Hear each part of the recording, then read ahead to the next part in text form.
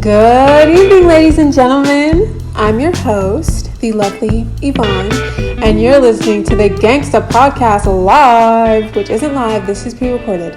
Tonight, we're going to be talking about conspiracy theories. Ooh! And by we, I mean me, because it's literally just me talking to you. Okay, so the first theory we're going to cover involves the Titanic. The notorious unsinkable ship that ironically sank. We all saw the movie, Leonardo DiCaprio and, Celine Dion. It was a vibe. It was a moment. And personally, I don't think I would mind being painted like a French girl, but we're really not ready for that conversation. Well, the question on the table is, did the Titanic really sink? Because I have evidence that suggests otherwise. Buckle up. Let me paint the picture for you. So, the year is 1906, and the British White Star Line, which is the company that owned the Titanic, had stiff competition in England and across the globe. Locally, they were rivaling a company called the Cunard Steamship Company, and they had the world's then largest passenger ship, the Lusitania and the Mauretania. Pretty cute names. I think the Lusitania got sunk in before World War I or something. I remember that in history. To compete with those ships, the White Star Line decided to initiate this giant ship war. Now, this wasn't an unusual thing. In fact, the company was really used to these kind of competitions. In the past, the Lusitania and Mauretania had outgunned the White Star Line's so-called Big Four ships in terms of top speed. But this time around, the White Star was really not trying to beat around the bush. They came to win. So, in 1902, White Star was bought by International Mercantile Marine Corporation, which was the holding company bankrolled by J.P. Morgan. And under Morgan, they started working on these huge Olympic-class ships. They wanted to outclass everyone. These ships were meant to be bigger, better, more luxurious than any of the companies they were competing against. There were 3 ships that were commissioned: the Olympic, the Britannic, and you guessed it, the Titanic. The Olympic was the first to be built, and it was considered the lead ship. Its first couple voyages were all right, they went as planned, but on the 5th voyage, that was not the case. Another ship called the Hawk crashed into the Olympic and basically destroyed it, internally anyways. The Olympic was still drivable, but it was no longer the same. It was a damaged ship. It did manage to make it back to the port, and on the outside it looked normal, which is important. A trial would later hold that the White Star Line was responsible for the incident, which is also important. Okay, so this is where the facts turn to theory. After the crash, the Olympic was an economic disaster, and because of insurance, so the Olympic was just sitting around in the docks losing the White Star Line money. So that's when the company made a switch. They built a second ship and called it the Olympic, while its damaged older ship was repurposed to be the Titanic. Eventually, the true Olympic, now secretly operating as the Titanic, would be scuttled in an accident from which the White Star Line could collect an insurance payment befitting a brand new ship, all while the ship originally built as a Titanic would have lived on. The only thing that ruined this plan was an iceberg. They would have gotten away with it if it weren't for this meddling iceberg. So, on that fateful day in 1912, the unsinkable ship hit an iceberg and sank, just like that. And that ship wasn't the Titanic, theory says, but the Olympic. And that could explain how it went down so easily. They hit the Olympic and banged it all up on the inside. It was even missing an engine or something. But the Titanic, which was supposedly unsinkable, went down so hard by hitting a piece of ice. Like, that is ridiculous. So also, if you look at images of the Titanic and the Olympic, they're identical. You cannot tell these two ships apart. It makes sense to me that they made the switch as an attempt at insurance fraud that just went astronomically wrong. There's also the theory that the sinking was intentional. It was an inside job operated by JP Morgan, who wanted to use the inferior ship to drown his enemies on board. That part I don't really believe that much, because it's just pretty dark and intense. But at the same time, I don't really trust big corporate millionaires in general. So it would not surprise me if it turned out that he was some crazy maniacal murderer. I mean, like, he's a financer, so they just don't have souls, if you ask me. But anyways, so yeah, I'm going to offer you some clues. Yeah, so here's some clues that this theory is true.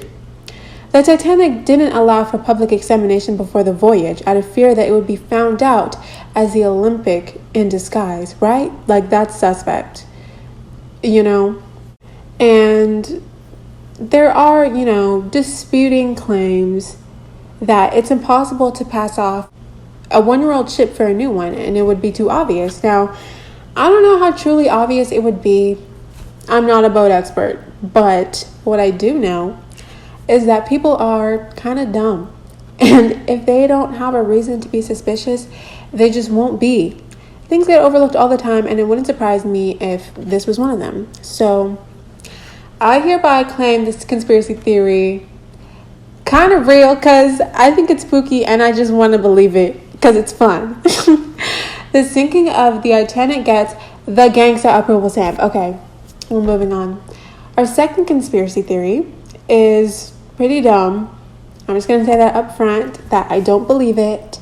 I just think it's entertaining to discuss. So, did 5G cause coronavirus?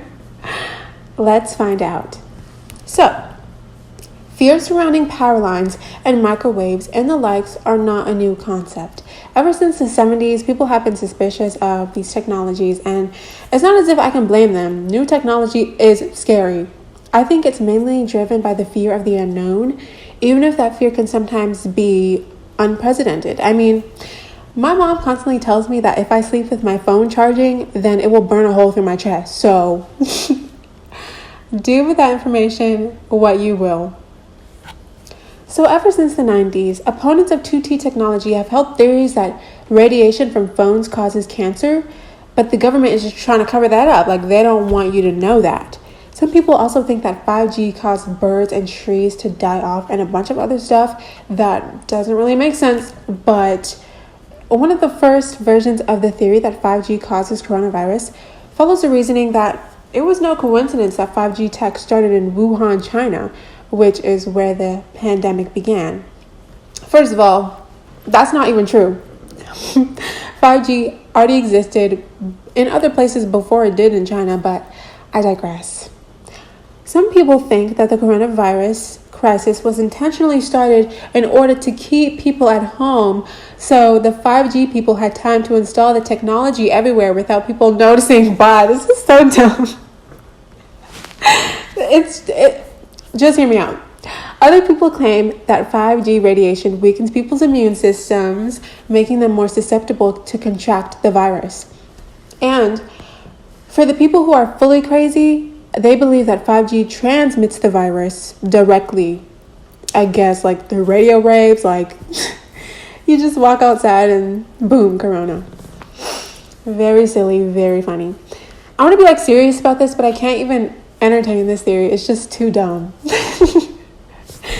A lot of responsibility to the ridiculous theories like this one is owed to our very own former president, Trumpy Wumpy. It was him that suggested that the coronavirus was all a part of an elaborate hoax meant to harm his chances of re-election while he was president. And he put forth the idea that it's the fault of the Chinese that the virus started in the first place, calling it the, and I quote, Chinese virus.